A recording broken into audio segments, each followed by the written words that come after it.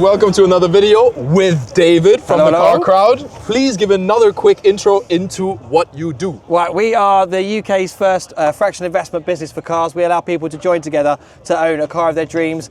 Most of the time that's for investment, but you can also use it and drive it as well. If you want any help with sourcing, storing, insuring or maintaining a classic car, just check us out at thecarcrowd.co.uk. Really cool business. Should we talk about the Testarossa quickly, just sure. as an example? So this is one of your investment cars. Yeah, so this car is actually owned by 400 investors, people that have joined together to own it. We found this car in a collection in the UK, having come out of a collection in Italy, the Crepaldi collection.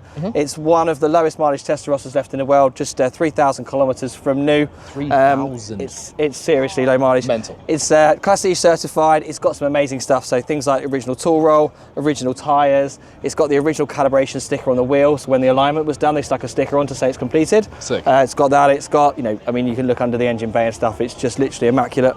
And we love it. It's a piece of history. It's something that preserves the heritage of this car, which I think is a really important thing. And any investor in this car can come and view it at any time. So they get a bit more exposure and experience from the investment. Obviously, hopefully the car appreciates because they're not making any more. It's quite scarce. And then they can get a good return on their investment, as well as get a bit of enjoyment for it, a bit more interesting than something like a normal stock and share or something else. So, much more interesting. And obviously that's very close to my heart. My channel is all about not investing per se, but having fun and not losing money. Yeah, that's kind of where I'm at. We kind of set ourselves a challenge. We did. We have 3 categories. First one being the biggest sleeper around here. We both chose a car. Then we have a blue chip that still has a lot more potential. That's already expensive and already well known, but has more potential. And there's some seriously expensive stuff here.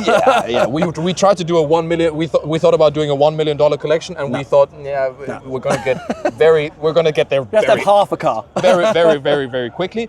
And then the last one is our kind of dream daily driver from this collection.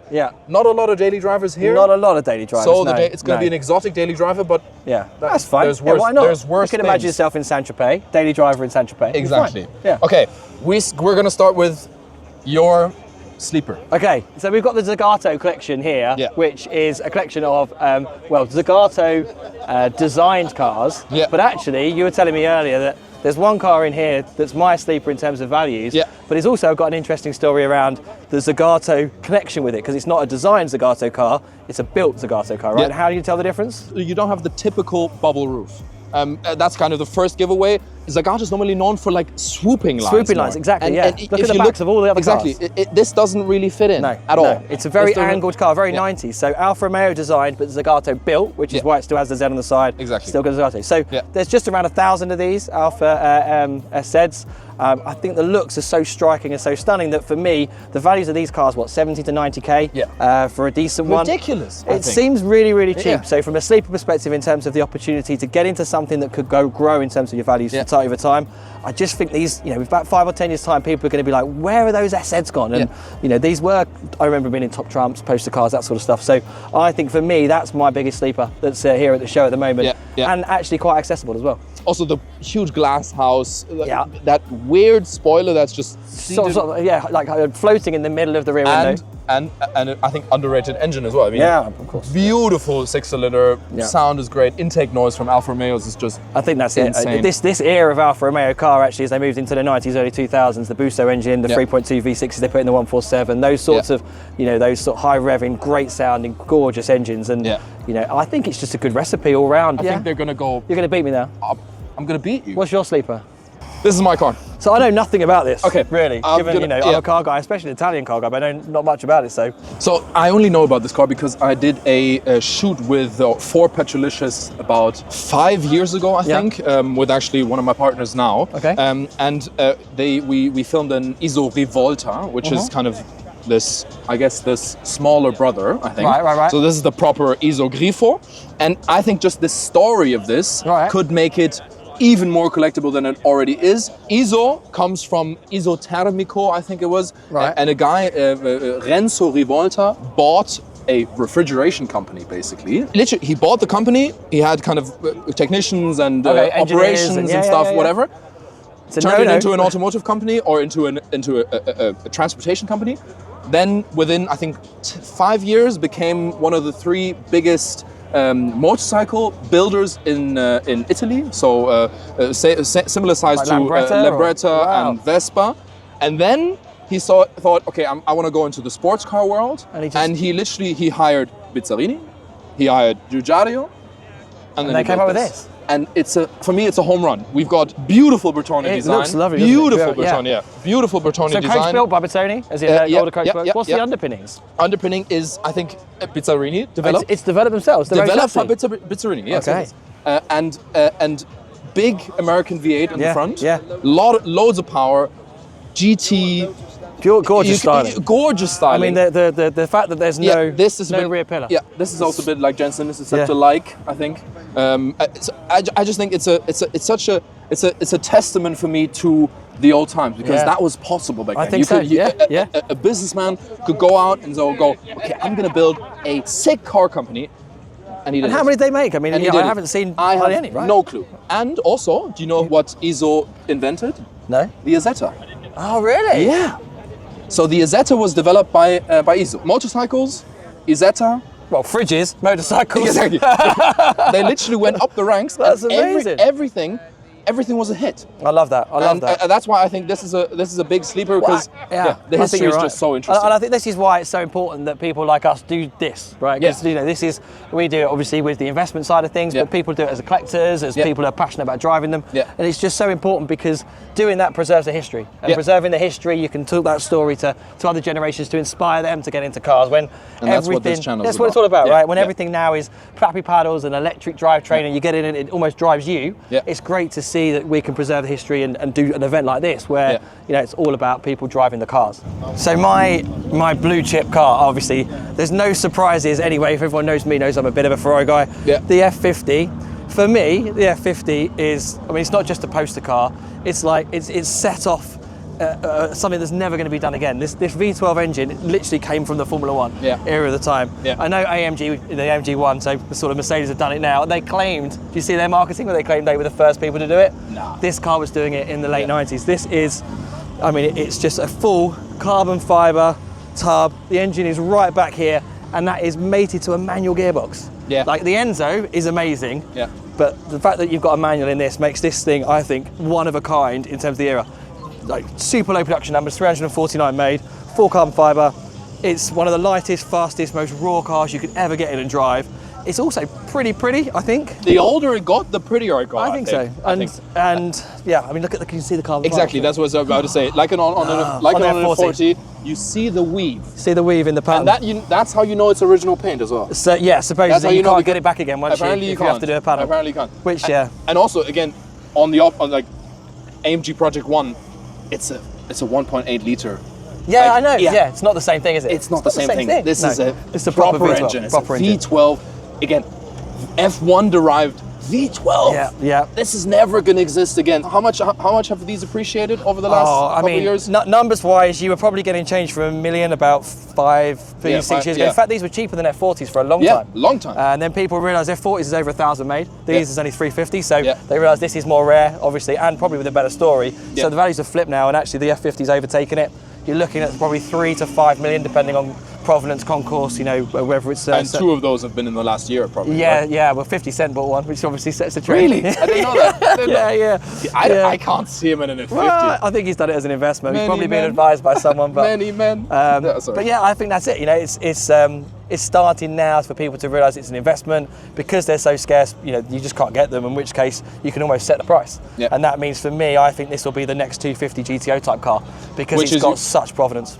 Yeah, you said that to me, and I think so. It kind of opened my eyes a bit. It'll be an F50 million, not just an F50 in a few years' time. This car, he's owned it for 5 years, not driven it once.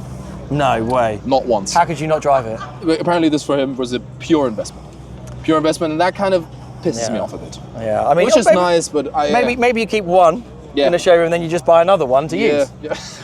Yeah, why not? You've got double money, right? Let's go on to yours then. What you got? So I grew up watching this on Top Gear, race-derived engine. Yeah, sure. This is basically, I think it's a Le Mans V10, right? Yeah, absolutely. Le Mans V10 that didn't get used. No. And then literally they had on the shelf, and they said, what can we do with it? Yeah. Exactly. What can we do with this amazing engine? Yeah. And this is what they did. I think again, manual, 2006 car. I love the Beechwood, the gear knob. Yeah, for me, that doesn't suit the car at all, but I love it. I love it for some reason. Out. Yeah. Only problem with this though, you can't drive it. Why? No one's allowed to drive them globally now. Really? Yeah, invalidated insurance because there's a brake issue with them. So they're all off the road until they come with a fix. So, I didn't know that. Yeah, you can't drive it. Well, I don't know if it's the same in Germany, but in the UK, yeah, anyone who has one of these Carrera GTs, there's an issue with the braking system supposedly that meant there's a recall that they're taking a long time to get through. And at that point, yeah, no, exactly, seriously, yeah. And at that point, they're saying that because it's got basically a fault with it that's been told by Porsche that they're not allowed, they're not covered by insurances. So people, if you do drive it, they're driving it without insurance in the UK. So a lot of them just parked up in garages, which means low mile Carrera GTs are probably going to be a thing in the future. Yeah, and also this is probably the most crashed car ever. Wow, Paul Walker, bless him. Yeah. Oh, bless him, yes. Yeah, but it's probably one of the most crashed cars ever because the clutch is so difficult. It's a nightmare. What I like about this car is that it came out similar time to the Enzo. Yeah. And for me, it's just the complete opposite kind of value proposition. There you have flappy paddles. Like this is kind of the first modern supercar kind of race thing. to ride. Yeah. And here they just did. For me, it's kind of. It's so almost timeless. Like puristic driving again, wasn't it? So timeless, so simple. Obviously not simple at all, but kind of the value proposition is so different. I think that's why I prefer this over that. It's clean, isn't it? Even in the styling, it's not it's not as ridiculous as the Enzo with the boxy structure and stuff. It's sleek, it's clean, and then the Enzo is what, 3 million pounds now. These have gone massively from 800k way up to 1.6 million now and a bit. 918 Spider and this are kind of on a par now. Yeah, and I think this is a testament to how good it is. I think this is going to be long term more valuable. There's a whole Save the Manuals campaign, right? Which is everyone trying to buy the big engine manual gearbox cars because they're the future, and everyone hates the EV and flappies, and therefore this is going to be the most powerful manual car V10. And V10 even more rare than V12. Yeah, Audi R8, Lamborghini. That's it. Yeah, that's about it. Yeah, that's it. There's not a lot of V10 cars. Lexus LFA. And the Viper. Oh, the Viper. Yeah, the Viper. Everybody forgets about the Viper. No Viper here, unfortunately. That's a lovely segue. But yeah, this is my sleeper. I like it. No, not my sleeper. My blue chip with more potential. I think these are going to go. You can double your money in this in 5 years' time, definitely. Next category before we do the last one, best of show. Perfect daily driver from this shop. So this is easy for me because this is it, and it is actually my daily driver. Yeah, I'm going to do it. Yeah, I mean, so what we wanted to do, obviously being an investment firm, we decided that we wanted to try and buy a car that we could use, that you can drive every day, but not lose any money. And that's kind of, what the ethos of supercars are about. Some you can put away for ages, like the F50 where that guy didn't drive it and make money, that's great. Yeah. Sometimes you want to actually own a car, you want to use it, but you don't want to be like chucking pound notes out the window. Yeah. So, V12 Vantages, there's only 1,000 of these made, rarer than an F40. Believe it or not. Really. This is the better one. So they did a Vantage S later, which had the flappy paddle gearbox. They did do some manuals in that, but it was an auto manual conversion thing with seven speed and not a bit clunky to use. This is a real driver's car. It acts like a GT car, so it drives effortlessly, sort of over 400 horsepower. Pulls like a train, no problem at all, but sits quite comfortably at any speed without too much noise. Yeah. But then if you want a bit of excitement, you can drop it down a gear and get the back wheel spinning. And we've got an AMR Racing exhaust on it, so yeah, you can change the baffles off and make it shake windows. Can we turn it on?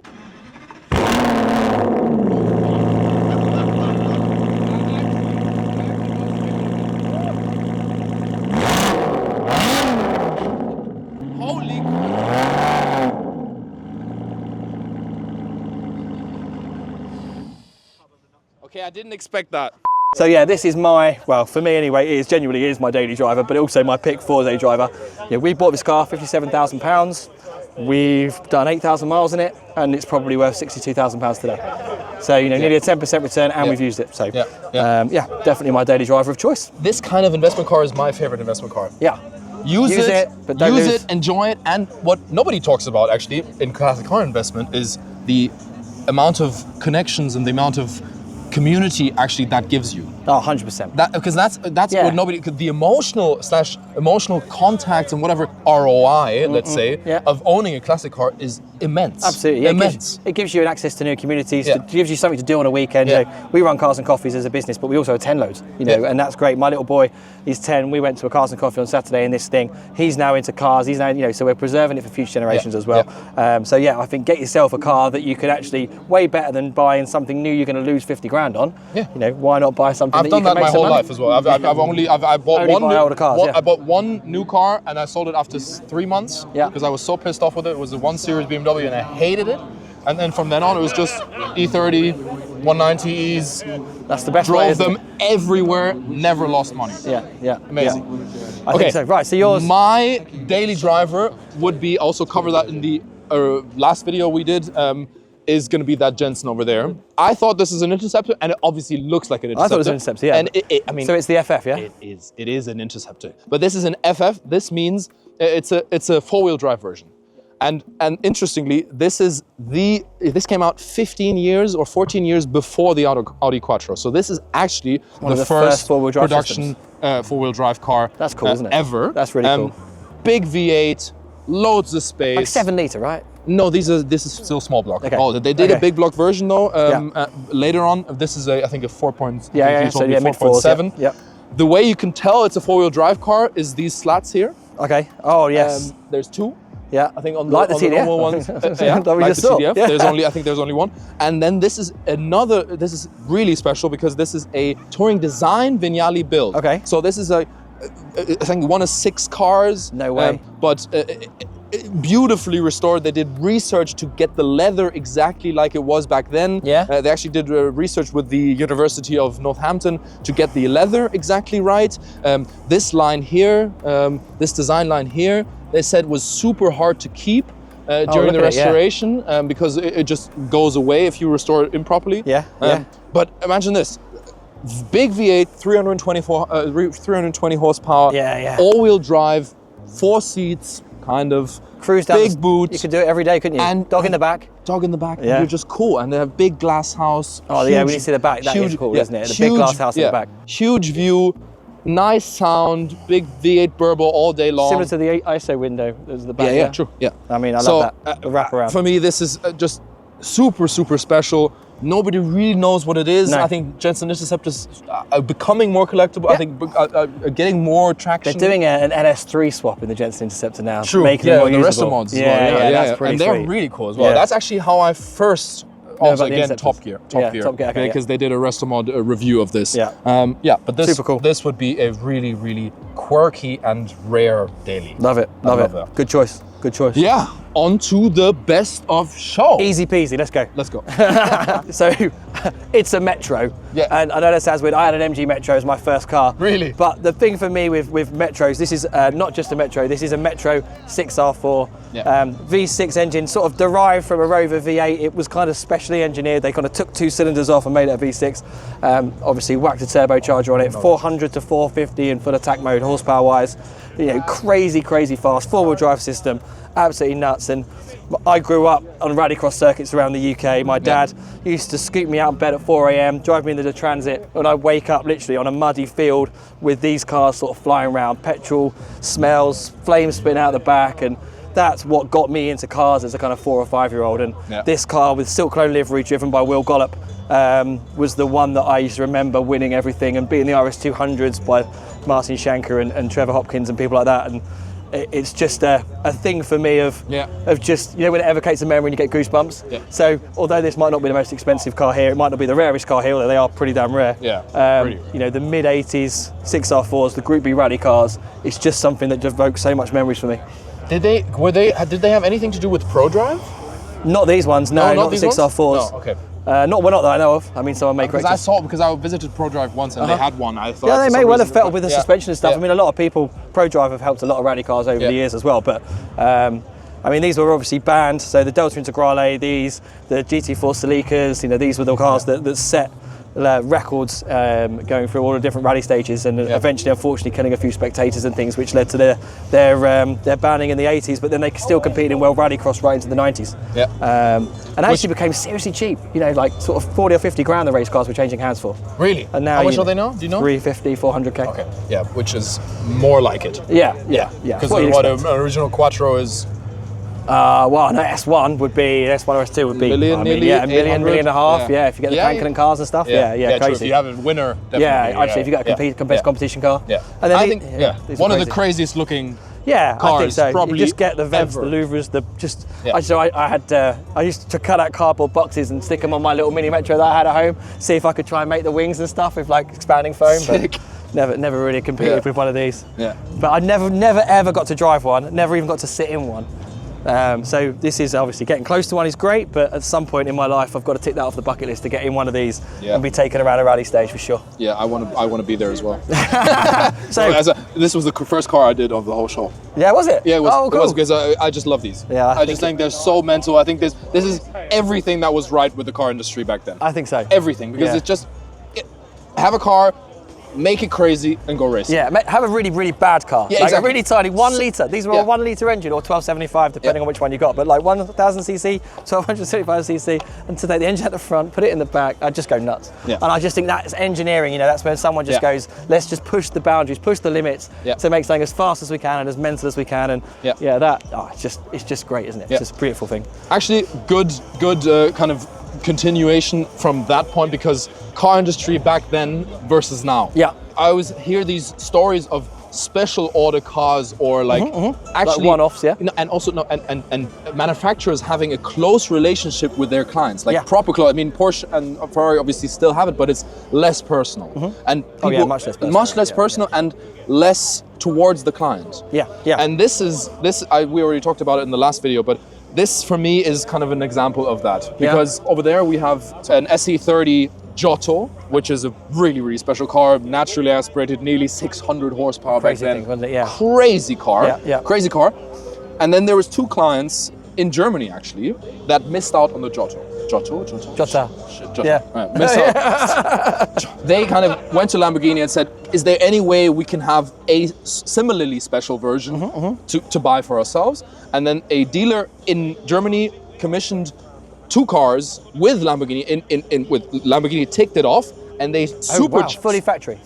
They're considered prototypes, but they ticked off 2 supercharged SE30s. So this car, and this is actually why it's won as well. Yeah, I mean, it's a whole show as well. Yeah, so for me, this is the best in show, and apparently for everybody else, that's really unoriginal. I didn't know that it was. So what did we get to? So supercharged. So what is it? Supercharged. 700 horsepower? No, nearly I think 650 or something like that. So they had nearly 600, but obviously much more torque. Right. From the supercharger. Yeah. Not the roof scoop. I think this is actually also a sleeper kind of. Yeah. Because it looks like a normal Diablo. It's just a normal Diablo. Looks like a normal Diablo, but it's not at all. So we had the British Motor Show a couple of years ago. We had a VTTT, and I was like, "What does this stand for?" So VT obviously was the one they did, and then they had 9, I think, in the US, 9 dealers that took them and added a twin turbocharger kit. Yeah. So you had a VTTT, and these similar sort of thing. You know, kind of when Lamborghini were answering to the calls and the questions of their clients and saying, you know what, let's push the boundaries, let's do something a bit different. And this is a special car, a really special car.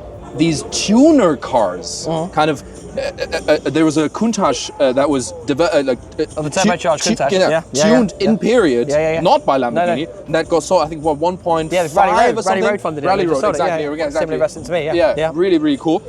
So these like 80s, 90s tuned supercars are getting so much exposure right now, and I think that's such a good thing. Yeah, definitely. Because why not? Because it was always part of the car culture. This 100%. Whole tuning, all original, whatever. Some cars should be original, and some cars can just be crazy and still have a really cool value proposition. So I actually love that this one. It shows where the market's going right now. I think so, definitely. That this car, a prototype supercharged Diablo, won best of the whole show. Yeah, I think that's a really, really cool thing. Definitely, 100%. Thank you, David, so much for having me. We're probably going to see more of David in the future. There's some plans of working together. Thanks you guys for watching, and have a good night. Bye-bye.